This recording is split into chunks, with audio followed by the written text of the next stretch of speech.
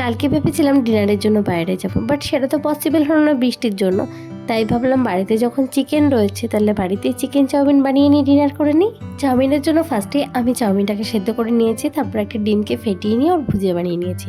বাড়িতে ছিল চিকেন কিমা, তাকে নুন হলুদ আর লঙ্কার গুঁড়ো দিয়ে একটু ফ্রাই করে নিয়েছি। এবার ওই তেলের মধ্যে আমি দিয়ে দেবো রসুন কুচি, তারপর আমি দেবো এর মধ্যে পেঁয়াজ কুচি, ক্যাপসিকাম কুচি আর গাজর। সব সবজিগুলোকে একটু ছোটো ছোটো পিস করে কেটে রেখেছিলাম। আপনারা চাইলে এখানে কিন্তু অনেক সবজি ইউজ করতে পারেন, তবে আমি এই কটাই দিয়েছি। এবার সবজির মধ্যে দিয়ে দেবো নুন, যাতে তাড়াতাড়ি মজে আসে।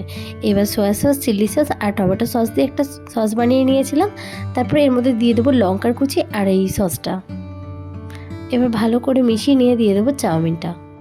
এবার এক এক করে চাউমিনের মধ্যে নুন, চিনি, লঙ্কার গুঁড়ো, ম্যাগি মশলা দিয়ে দেবো, আর ভেজে রাখা চিকেনটা দেবো আর ডিমটা দিয়ে দেবো। ব্যাস হয়ে গেল আমাদের রেডি। ভালো লাগলে সাবস্ক্রাইব করো।